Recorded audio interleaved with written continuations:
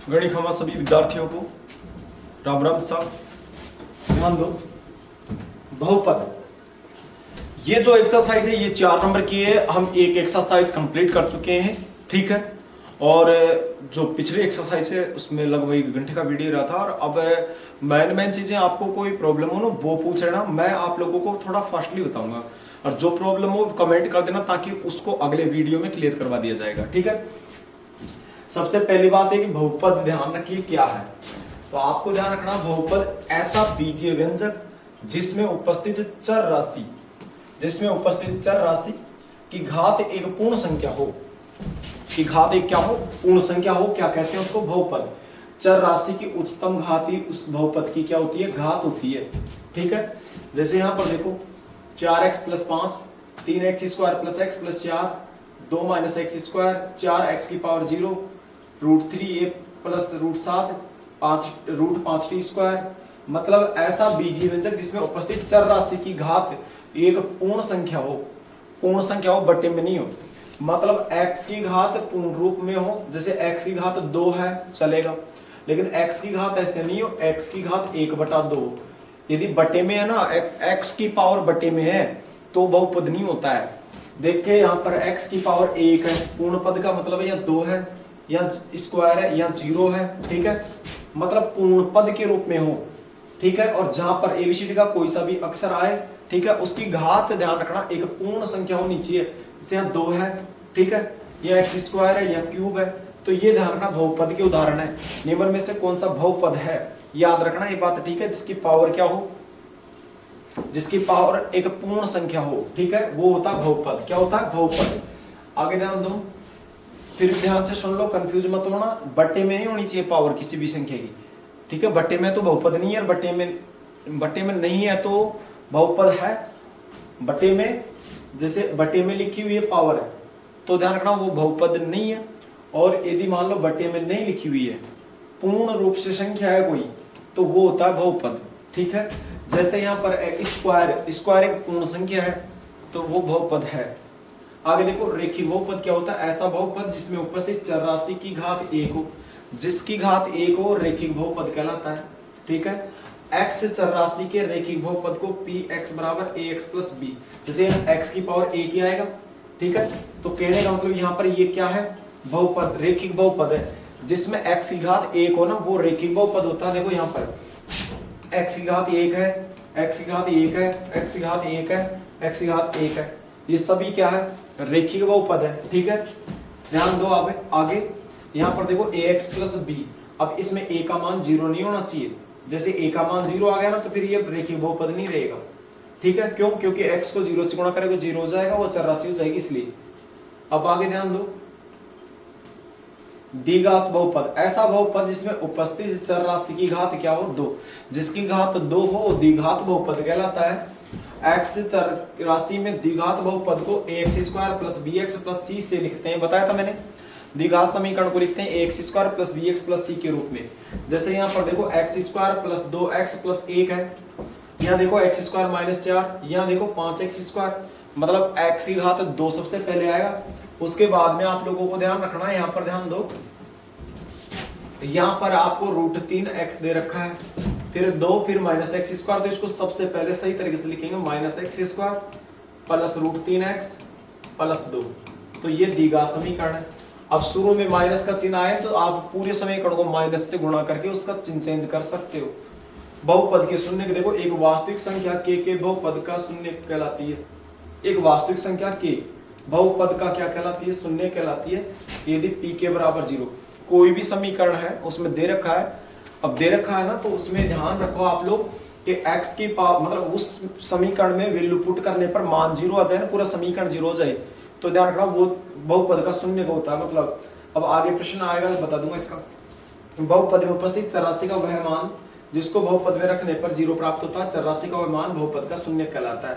बहुपद का क्या कहलाता है? शून्य। आगे न्यूमेरिकल से समझ लेना, जितनी बहुपद की घात होगी उतने ही बहुपद की क्या होंगे? शून्य।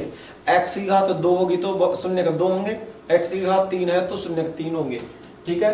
अब देखो बहुपद में के गुण शून्य और गुणांकों में संबंध। मैंने कहा था आप लोगों को कि भाई शून्य का योग हो तो अल्फा + b/अल्फा + बीटा बराबर होगा माइनस बी बटा ए, और अल्फा बीटा मतलब गुणा में हो तो सी बटा ए, समझ गए। शून्यकों का योग होता है मतलब माइनस बी बटा ए, और शून्यकों का गुणनफल होता है सी बटा ए। ये बात आपको ध्यान रखनी है। आगे ध्यान दो आप सभी, ये बात मैंने कही थी, जब शून्यकों का योग और शून्यकों का गुणनफल दिया हुआ है तो द्विघात बहुपद ज्ञात करने का सूत्र क्या होगा, एक्स स्क्वायर माइनस शून्यकों का योग इंटू एक्स प्लस शून्यकों का गुणनफल बराबर जीरो, और लिख लेना इसमें बराबर जीरो, ठीक है। फिर ध्यान रखना, ये इससे प्रश्न हल करना बता ही रखा आप लोगों को, ठीक है भाई, कैसे प्रश्न हल करना है। अब देखो इस प्रश्न में क्या कह रखा है, बताओ बहुपद है, ठीक है, निम्न में से बहुपद है। अब बताओ, आपको मैंने कहा था जिसमें x की पावर पूर्ण रूप से हो ना, वही उसका बहुपद होता है। जैसे यहाँ पर देखो, यहाँ पर x की घात पूरी है ना, तो ये बहुपद है। अब यहाँ रूट x है, रूट x का मतलब है x की पावर 1/2, तो x की पावर पूर्ण है क्या, नहीं, तो ये बहुपद नहीं है। अब रूट 3t, अब यहाँ पर देखो आप लोग, यहाँ पर t की पावर 1/2 है ना, तो क्या ये बहुपद है क्या, नहीं, ये बहुपद नहीं है, क्योंकि यहाँ पर आप लोगों को पता होना चाहिए क्या कि मतलब पावर पूर्ण रूप से हो, ठीक है, तो ये ध्यान रखना वो क्या होगा, पावर पूर्ण होगी तो ही वो बहुपद होगा, ठीक है। आगे ध्यान देंगे सभी, यहाँ पर एलसीएम लेंगे, हल नहीं होगा y का स्क्वायर प्लस 2y, ठीक है, ये बहुपद नहीं है। आगे देखो, निम्न में से रेखिक बहुपद है जिसकी घात 1 और रेखिक बहुपद कहलाता है। तो यहाँ पर घात 2, यहाँ पर 2, यहाँ अचर राशि, तो ये आंसर हो जाएगा।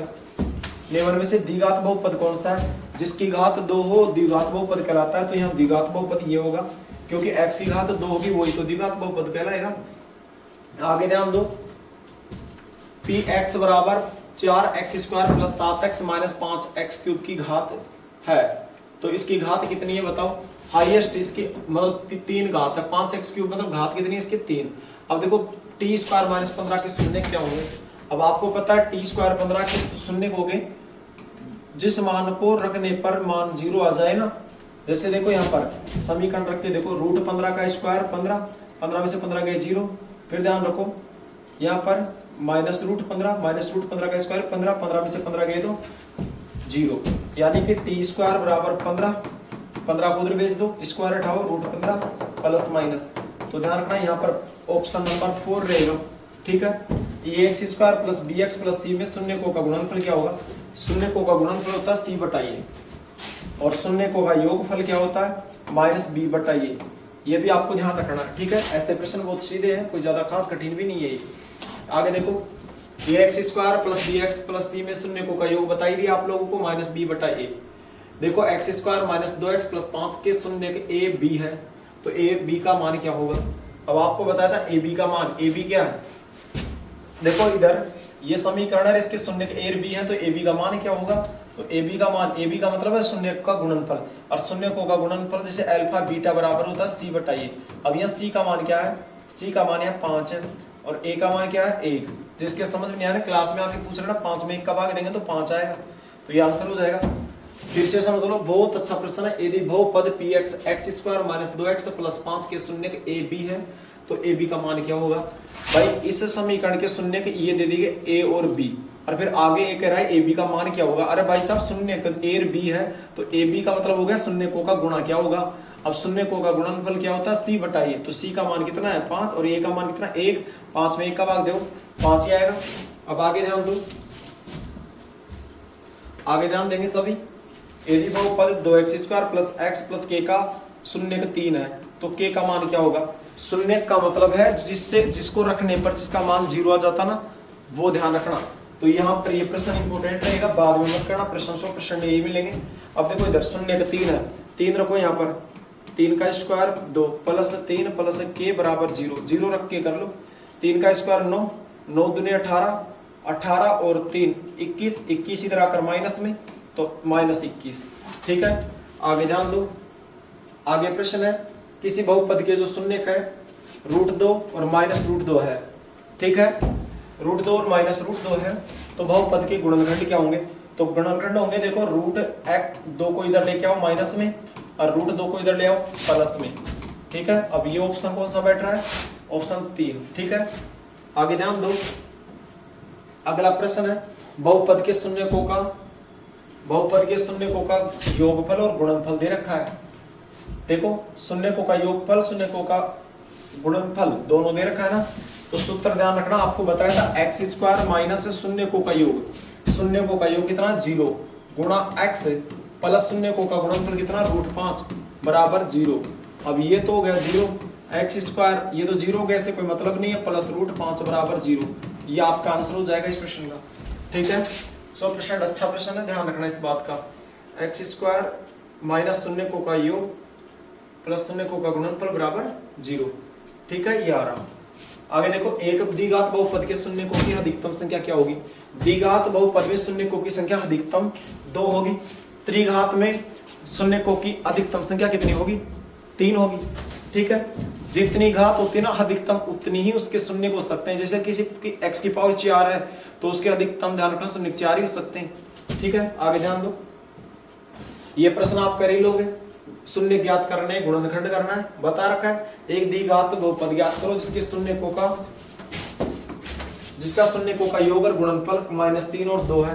आप लोगों को बताया ना, ध्यान हो तो भाई आपको पता होगा ना क्या बताया था यहाँ से कि देखो आप लोग ध्यान रखना, शून्यकों का योग दे दिया, मतलब यहाँ पर सूत्र ये लगा दो। आप लोग कड़ेसी में करो, डायरेक्ट भी लिख सकते एक्स स्क्वायर माइनस शून्यकों का योग, शून्यकों का योग इंटू एक्स प्लस शून्यकों का गुणनफल बराबर 0। एक्स स्क्वायर माइनस शून्यकों का योग 3 है, शून्यकों का योग -3 इंटू एक्स प्लस शून्यकों का गुणनफल 2 बराबर 0। तो ये आ गया x square minus minus plus 3x plus 2 बराबर 0। ठीक है, आगे ध्यान देंगे सभी। ये कह रहा है देखो 6x स्क्वायर -3 -7x के शून्य ज्ञात करो, शून्यकों के बीच में संबंध। तो देखो आप लोगों को पता, पहले -7x लिख लो, 3 बाद में चले जाएगा। ठीक है, पहले तरीके से लिख के इस तरीके से गुणनखंड कर लो और फिर इसकी जांच कर लो। बहुत अच्छा प्रश्न है, इंपॉर्टेंट है। एक ऐसा प्रश्न 2 नंबर का कंफर्म आएगा, अभी बता देता हूँ। अब ये प्रश्न बहुत अच्छा है, मतलब बहुत अच्छा, मतलब 100% आने लायक प्रश्न है। आ रही बात समझ में, और क्या चाहिए। ठीक है, आगे ध्यान देंगे, इधर देखो, यहाँ पर आप लोगों को बताया हुआ है यदि द्विघात व्यंजक दे रखा है यहाँ पर के x square minus plus 5x plus 3k। अब इसमें ऐसे कहा कि शून्यकों का योग और उनके गुणनफल के बराबर हो, शून्यकों का योग उनके गुणनफल के बराबर हो तो k का मान ज्ञात करो आप लोग। ठीक है, अब यहाँ पर देखो शून्यकों का योग होता है अल्फा प्लस बीटा बराबर, ये क्या है बताओ, -b/a। अब -b का मान कितना है, -5 हो जाएगा, a का मान k, और शून्यकों का योग क्या हो जाएगा, सॉरी शून्यकों का गुणनफल क्या हो जाएगा, c/a। अब c का मान क्या है यहाँ पर, c का मान यहाँ पर c का मान अपने पास हो जाएगा 3k और a का मान क्या हो जाएगा k। अब उसने क्या कहा, शून्यकों का योग और गुणनफल आपस में क्या हो, बराबर। अब ये दोनों बराबर है, -5k और 3k बटे में k, ये बराबर है। तो आप k का मान ज्ञात करो, k से k कट गया, गुणा की संख्या भाग में k बराबर -5/3। आ रही बात समझ में, काफी शानदार प्रश्न है, नहीं आए तो पूछ लेना। ठीक है, ये बता दिया, फिर भी प्रॉब्लम रहे तो क्लास में पूछ लेना। और ठीक है, एक द्विघात बहुपद ज्ञात करो जिसके शून्यकों का योग तथा गुणनफल ये दे रखा, कर लोगे इसको। ठीक है, देख लेना बेटा, नहीं आए ना तो पूछ लेना। आप लोग ऐसे नहीं छोड़ेंगे ना, प्रश्नों पे रिस्क नहीं लेंगे, ये प्रश्न आप कर सकते हो। ठीक है, अब ध्यान दो, अगला प्रश्न जो कर लेंगे ना उनके लिए मैं टाइम खराब नहीं करूंगा आपका। x का मान -1 दे दिया तो मान ज्ञात करना आपको, x का मान 1 रख दो और हल कर लो। ठीक है, थोड़ा स्पीड से हो जाए, आपको आता है ना, उनमें मैं टाइम खराब नहीं करना चाहता। अब आगे देखो, यहाँ पर शानदार प्रश्न है, रैखिक बहुपद 3x - 4 के शून्य ज्ञात करो। तो 4 इधर आकर प्लस में, गुणा की संख्या भाग में 4/3। ठीक है, इस तरीके से आप लोगों को एक्सरसाइज कंप्लीट करनी है। इसमें देखो और कोई ये प्रश्न आप लोग ध्यान रखना, इसकी जांच कर ले जाओ। एक्स स्क्वायर -2x - 8 के शून्य ज्ञात करो, जांच करो इसकी। ठीक है, कर सकते हो, ये प्रश्न भी देख जाना एक बार। ठीक है, 3x स्क्वायर प्लस 5x - 2 के शून्य ज्ञात करो और इनके बीच में जांच करो। ठीक है, और ध्यान दो, इधर एक द्विघात बहुपद ज्ञात करो जिसके शून्यकों का योग और गुणनफल दे रखा है। ठीक है, कर सकते हो। आगे देखो, ये आप लोग यहाँ से इसका स्क्रीनशॉट ले सकते हो और यहाँ से इस प्रश्न इनको सबको हल करके देख लेना, ताकि बहुत अच्छा हो जाएगा आपका मैटर। ये इस प्रश्न को भी हल करके देख लेना। जो अच्छे नंबर जिन 100 में से 100 चाहिए ना, वो बच्चे ध्यान रखना, कहीं ये प्रश्न हल कर लेना, फिर आपको काफी चीजों का निखार आ जाएगा आपके अंदर। ठीक है, आप देखो यहाँ पर ये प्रश्न भी आप यहाँ से करके देख सकते हो। ये देखो योग और गुणनफल दे रखा है, इनमें से कोई भी प्रश्न आए। ठीक है, यहाँ पर देखो ये गुणनखंड। ठीक है, यहाँ पर 52 नहीं है, यहाँ पर √2 है, 5 की जगह √2 है। इसको भी हल करके देख लेना, काफी अच्छा प्रश्न है। ये प्रश्न आ गया ना तो आप कर ही नहीं पाओगे, गारंटी है इस बात की। कई बच्चे ऐसे आएंगे। इसके बाद में देखो, ये देखो स्क्रीनशॉट ले लो, इसमें आप क्या क्या मतलब वो करेंगे। देखो ये पहला, ये दूसरा आया हुआ बोर्ड में, पहला, दूसरा, तीसरा, चौथा, पांचवा, छठा, ये तो करने ही है।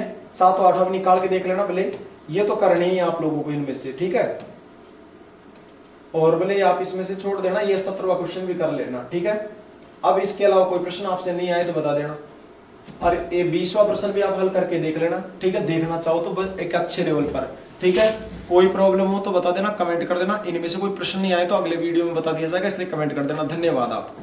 ठीक है।